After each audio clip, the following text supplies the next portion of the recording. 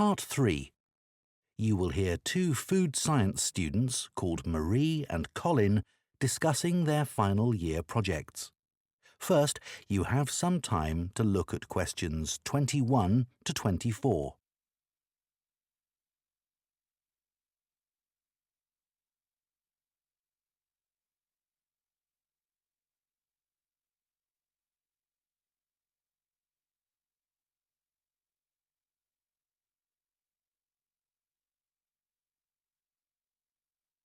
Now listen carefully and answer questions 21 to 24.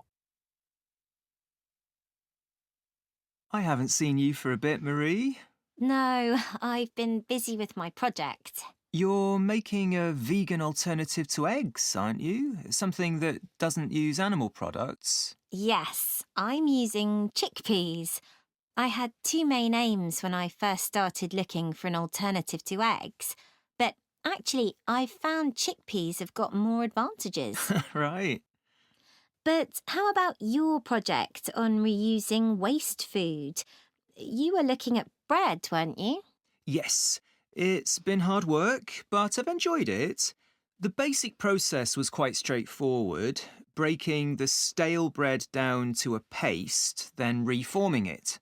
But you were using 3D printing, weren't you, to make the paste into biscuits? Yeah, I'd used that before, but in this project I had time to play around with different patterns for the biscuits and finding how I could add fruit and vegetables to make them a more appetizing colour, and I was really pleased with what I managed to produce.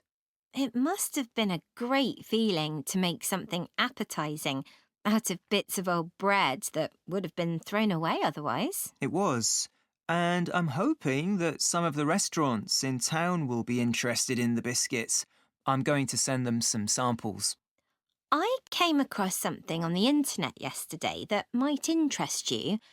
It was a company that's developed touch-sensitive sensors for food labels. It's a special sort of label on the food package. When the label's smooth, the food is fresh. And then when you can feel bumps on the label, that means the food's gone bad. It started off as a project to help visually impaired people know whether food was fit to eat or not. Interesting. So, just solid food? No, things like milk and juice as well. But actually, I thought it might be really good for drug storage in hospitals and pharmacies. Right.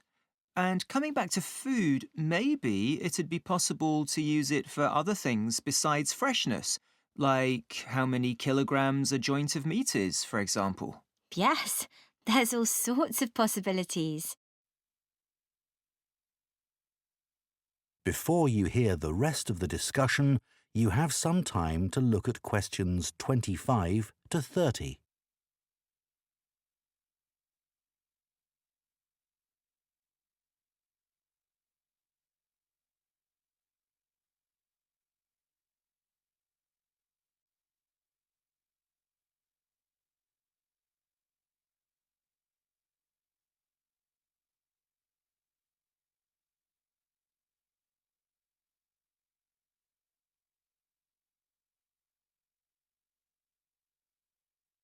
Now listen and answer questions 25 to 30. I was reading an article about food trends predicting how eating habits might change in the next few years. Oh, things like more focus on local products. That seems so obvious, but the shops are still full of imported foods. Yes, they need to be more proactive to address that. And somehow motivate consumers to change, yes. One thing everyone's aware of is the need for a reduction in unnecessary packaging. But just about everything you buy in supermarkets is still covered in plastic. The government needs to do something about it. Absolutely. It's got to change. Do you think there'll be more interest in gluten and lactose-free food? For people with allergies or food intolerances. I don't know. Lots of people I know have been buying that type of food for years now. Yes, even if they haven't been diagnosed with an allergy. That's right.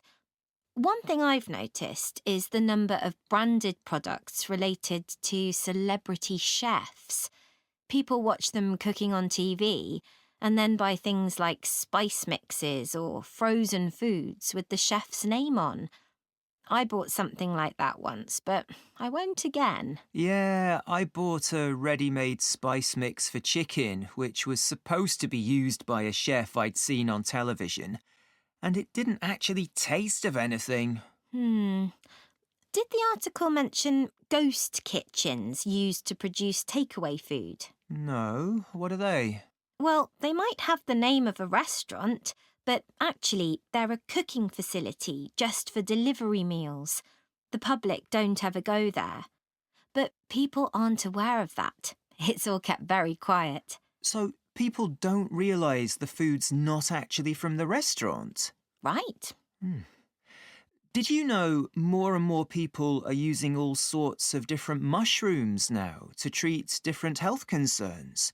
Things like heart problems. They might be taking a big risk there. Yes, it's hard to know which varieties are safe to eat. Anyway, maybe now we should... That is the end of part 3.